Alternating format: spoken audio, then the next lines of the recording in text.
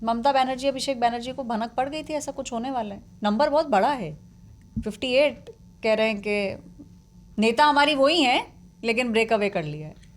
आपने ध्यान होगा जब जिस दिन असेंबली के अंदर वो चल रहा था, शपथ ग्रहण की प्रक्रिया हुई, ऋतुव्रता और साहा ये दोनों मिलने के लिए गए थे स्पीकर के ऑफिस में। बाहर आके इन्होंने कहा, पहले स्पॉट हुए थे स्पीकर के ऑफिस के बाहर, फिर बाहर आके इन्होंने कहा नहीं नहीं, हम तो चाहते हैं कि सत्ता दल और विरोधी दल दोनों के बीच में कोऑर्डिनेशन हो और फिर कॉर्डियल एनवायरनमेंट में एडमिनिस्ट्रेटिव काम होता रहे, रोड ब्लॉक्स ना आए। उसके बाद एक्शन शुरू हो गया था, दोनों को एक्सपेल कर दिया गया, क्योंकि तभी क्लियर हो गया था कि प्रोजेक्ट क्या है, प्रोजेक्ट लोटस कैसे जा रहा है और यहाँ पे कैसे अलग तरीके से काम करेगा। और उनका एक्सपल्शन हुआ, एलओपी का ऑफिस का चार्ज ले चुका था जो जिनको ममता बनर्जी अभिषेक बनर्जी ने चुना था। और उसके बाद ये खबरें आनी शुरू हो गई, न्यू ग्रुप, न्यू पार्टी की बात नहीं हो रही है, न्यू ग्रुप की बात हो रही है। तो ये न्यू ग्रुप में नंबर्स बढ़ते बढ़ते बढ़ते बढ़ते 58 तक चले गए। मजे की बात क्या है कि 80 लोग जीते हैं तृणमूल में, अगर मैं गलत नहीं हूं उसमें 30-31 मुस्लिम है, यानी कि 10 मुसलमान विधायक भी उधर न्यू ग्रुप का हिस्सा हैं और वहां भी खटपट होगी। वो न्यू ग्रुप एक साथ रह ही नहीं सकता है, क्योंकि ऋतव्रता इस बात को अभी जो कह रहे हैं बहुत स्मार्टली वो खेल रहे हैं, वो बार बार कह रहे हैं मैं लेजिस्लेटिव पार्टी का नेता हूं, लेजिस्लेटिव पार्टी का विद्रोह है, ममता बनर्जी हमारी एडवाइजर रहेंगे। जैसे एडवाइजर शब्द उन्होंने यूज किया, नए ग्रुप में भी खलबली मच गई है कि नेता तो हमारी नेत्री तो ममता बनर्जी ही होंगी, एडवाइजर क्या शब्द है और क्या पार्टी पे कब्जा होगा नहीं होगा, ये सारे सवाल हैं। लेकिन एक और एक्सप्लोसिव इंफॉर्मेशन मैं दे देता हूँ, सीनियर लीडर हैं तृणमूल कांग्रेस के, वो एमपी भी हैं, मैं जेंडर नहीं क्लियर करूंगा, ठीक है, जेंडर न्यूट्रल मान के चलिए आप। उनसे मेरी लंबी चर्चा हुई जब ये सब शुरू हो रहा था, तो बातचीत का सार ये निकला कि अभी तो ये झांकी है, ठीक है, तृणमूल में टूट और बाकी है। ओह, तृणमूल में टूट और बाकी है। 10 से 12 सांसदों का लोकसभा में नंबर्स इंटरनली उन लोगों को इस वक्त एनालिसिस है कि ये लोग कभी भी स्विच कर सकते हैं। लेकिन जो पूरा मामला रुका हुआ है कि क्या ये आंकड़ा 18-19 तक पहुंच सकता है, क्योंकि बिना 18-19 के फिर एंटी डिफेक्शन लगने का खतरा बना रहेगा।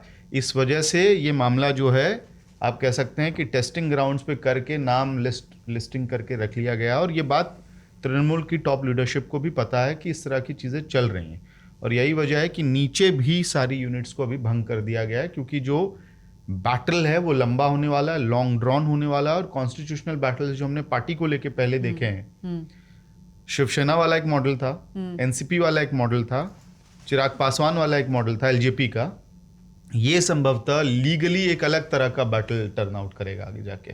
जो आप लिस्ट की बात कर रहे हैं, ऐसी ही लिस्ट भारतीय जनता पार्टी के पास भी है। तो बीजेपी हेडक्वार्टर में भी ऑब्वियसली भाई खलबली मची, जिस तरह से विधायक दल ने जो वेस्ट बंगाल के अंदर किया। तो हम लोग एक बड़े नेता के साथ बैठे हुए थे, ऐसे नेता जिन्होंने बंगाल में बहुत साल बहुत काम किया है। तो उनसे बातचीत चल रही थी, उनके कमरे में खैर टीवी भी चल रहा था, तो उसमें यही खबर चल रही थी। तो उन्होंने बोला कि अच्छा, नेताओं की ज़्यादातर क्या होता है, आपने देखे होंगे कुर्ते वुर्ते जो वो पहनते, पॉकेट्स होती हैं।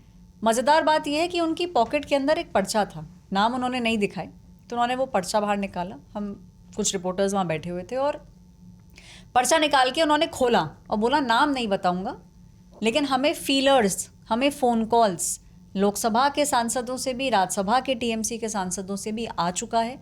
उनके पास पूरी लिस्ट थी जिसके अंदर जो आप फिगर बता रहे हैं, लगभग 10 से 12 लोकसभा के जो एमपीज़ हैं वो ऑलरेडी भारतीय जनता पार्टी को फीलर्स दे चुके हैं कि हम आना चाहते हैं।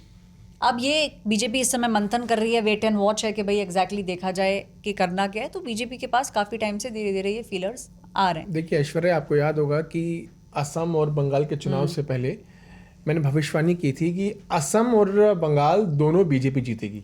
मैं बताती हूँ तुम्हें, आज तुम देखो हम जहाँ बैठे हैं इसमें एस्ट्रो तक भी होता है, है ना, तो धीरे धीरे करके मुझे लगता है तुम थोड़ा सा अपनी रिपोर्टिंग के साथ साथ उसके अंदर भी थोड़ा अपना योगदान दो, तुम्हारी कई भविष्यवाणियां जो है वो सही होती हुई नजर आ रही हैं। तो असम में तो एकदम लैंडस्लाइड विक्ट्री हुई और बंगाल में भी लैंडस्लाइड ही कहेंगे, 200 से ऊपर बीजेपी को मिला। जुलाई के तीसरे हफ्ते में, आज मैं कह रहा हूँ जुलाई के तीसरे हफ्ते में अभिषेक बनर्जी तृणमूल कांग्रेस के नेता संसद में नहीं रहेंगे। नया नेता मिलने वाला है तृणमूल कांग्रेस को और उसको लेकर कवायद शुरू हो चुकी है। कई सारे ऐसे सांसद हैं तृणमूल कांग्रेस के जिनकी बातचीत इस वक्त एक अलग नेता से चल रही है, बागी गुट से चल रही है आपस में सबकी, और इस बातचीत में ये लोग आपस में डिसाइड कर रहे हैं कि कौन नेता होगा और उस बागी ग्रुप को किस तरह से आगे लेके आया जाएगा। तुम एक और भविष्यवाणी कर रहे हो कि जुलाई का 3rd वीक, हाँ 3rd वीक में अभिषेक बनर्जी तृणमूल कांग्रेस के नेता सदन में नहीं रहेंगे। दूसरी बात, सरकार डीलिमिटेशन बिल लेकर आने की पूरी तैयारी कर चुकी है। सरकार की बातचीत तृणमूल कांग्रेस और डीएमके के नेताओं से हो चुकी है और बागी गुट के कई नेताओं ने सरकार को फीलर्स दे दिए हैं कि वो सरकार के साथ डीलिमिटेशन बिल पे खड़े हुए हैं। डीएमके ने भी इस वक्त ये नहीं कहा है कि वो कड़ा रुख अपना रहे हैं और डीएमके भी फ्रेश ड्राफ्ट जो डीलिमिटेशन का है उसको देखने के बाद अपना एक फैसला लेने जा रही है। ये बताओ कि ये जो मार्केट सेटअप हो रहा है तो इसमें कांग्रेस भी एज अ बायर देख रही है क्या कि हमारे तरफ भी कुछ आ जाए? कोशिश हो रही है कांग्रेस द्वारा? बिल्कुल हो रही है, लेकिन जो अभी पीयूष ने कहा ना, मैं इससे पूरी तरीके से एग्री कर रहा हूँ कि जो कवायद चल रही है ना टीएमसी के अंदर, ये कवायद असली डीलिमिटेशन बिल के लिए की जा रही है और विमेन रिजर्वेशन बिल के लिए की जा रही है। और कोशिश है कि हाँ भाई, जितने तमाम जो बड़े बड़े एजेंडे हैं सरकार के, 1 नेशन 1 पोल, डीलिमिटेशन बिल जिसके लिए आपको 2/3 बहुमत की ज़रूरत है, ये तमाम चीज़ें उसी तरफ जा रही हैं। अगर डीएमके अगर वोट नहीं करेगी बीजेपी को तो एब्सटेन तो कर सकती है, एब्सटेन कर देगी, क्यों नहीं, एब्सटेन कर देगी तो स्ट्रेंथ कम हो जाएगी, बिल पास हो जाएगा। इसके अलावा और 2 पार्टीज ऐसी है जिसमें नजर रखनी होगी, शिवसेना यूबीटी और शरद पवार की जो पार्टी है। आपको याद है क्रॉस वोटिंग हुई थी वाइस प्रेसिडेंट के चुनाव के अंदर? हुई थी। उसमें भी आम आदमी पार्टी और इन्हीं 2 पार्टियों का नाम आया था। अब आम आदमी पार्टी का तो राज्यसभा के लोग जा चुके, यहाँ पर से भी कुछ लोग निकलकर इस तरफ आ सकते हैं। तो ये जो कवायद चल रही है दरअसल इसलिए चल रही है कि अपना जो नंबर है वो उसको इतना ऊपर लेकर जाया जाए कि हमें विपक्ष से समर्थन मांगने की जरूरत ना पड़े, हम अपना बिल खुद पास करा लें। देखिए बंगाल के अंदर जाहिर है, पता नहीं मुझे ये शब्द इस्तेमाल करना चाहिए नहीं चाहिए, जब कोई रावण फूकता है ना तो उसकी जो डंडियां टहनियां जो उसमें वो लोग लेके चले जाते हैं अपने घरों में, शुभ मानी जाती है। हम यहाँ पर कोई फूट रहा है तो सब लोग अपना लेके जाना चाह रहे हैं। कांग्रेस भी सोच रही है कि भाई अगर टूट ही रही है तो थोड़ा बहुत 10-12 एमएलए हमारे पास भी आ जाए। हमारे 2 एमएलए हैं कांग्रेस पार्टी के, को जो लगता है कि हमारे 2 एमएलए हैं, अगर 10-12 एमएलए आ जाएंगे, ठीक है, रिस्पेक्टेबल नंबर हो जाएगा, तो कम से कम असेंबली में हम भी, मतलब हमारा भी एक वॉइस होगी, हमारा भी एक फैक्शन होगा, हमारा को भी एक स्पेस मिलेगा। तो वो भी इस कोशिश में अधीर रंजन चौधरी जो हैं उन्होंने बाकायदा अपील की है कि अगर आप टीएमसी के अंदर रहकर अगर आपको परेशानी है तो आप बीजेपी क्यों जा रहे हैं, आप कांग्रेस में आइए अगर आप सेकुलर हैं तो यहाँ ये जो 10-11 जो मुस्लिम हैं या उस तरीके से जो जिनको लगता है कि हाँ भाई कांग्रेस आइडियोलॉजी के पास है टीएमसी की, उनमें से बहुत सारे लोग कांग्रेस चाह रही है कि हमारी तरफ भी आ जाए, बिल्कुल बीजेपी भी चाह रही है।